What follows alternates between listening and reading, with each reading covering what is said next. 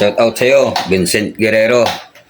Oh, Ano yung wow! sinasabi mong ikaw ang Foreman King? Hanggang dito ka lang sa hinliliit ko. Kung tutusin, yan tandaan mo, idol. Shout out sa'yo, boss. Kung sino ka man tarantado ka. Aray Ha? ka! Pati hanap buhay ko, pinulaan mo pa. Hindi mo ba alam? Yan, boss, ang ibinubuhay ko sa aking pamilya. Diyan ko ikinukuha ng pambaon ang mga anak ko sa eskwela. Kaya wag mong minamaliit, boss, ang trabaho ko. Baka mas malaki pa, boss, ang kinikita ko sa iyo. Oo, nakakalamang ka. Kahit sa followers, lamang ka sa akin eh. Pero sinisigurado ko sa iyo, may kalalagyan ka sa akin. Kahit 100 weight lang ako. At hindi ako nakatapos ng grade 6. Wala kang sinabi sa akin pagdating sa pagtatrabaho. Magkakasubukan tayo. Diyan mo ako masusubukan. Alam mo, talo mo rin ako kahit sa pagbabasa.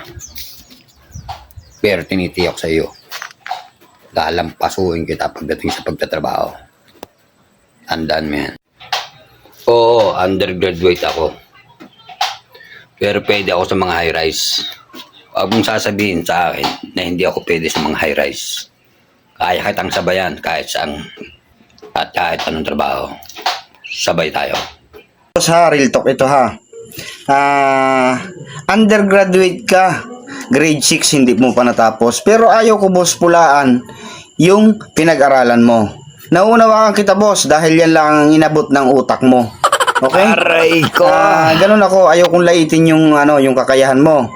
Sabi mo, pang high rise ka. Sa totoo lang, boss, galing ako sa high rise, no? Pinagsawaan ko ang trabaho ng high rise. Yung talent mo, boss, hindi pwede sa high rise. Hindi ka dyan pwedeng makakontrata.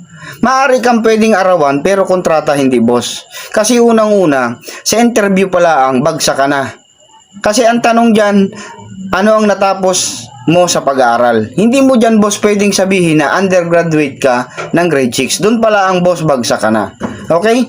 Wag, boss, tayo magyabang, no? Hindi bagay sa atin. Ako lang ang pwedeng magyabang dito sa social media.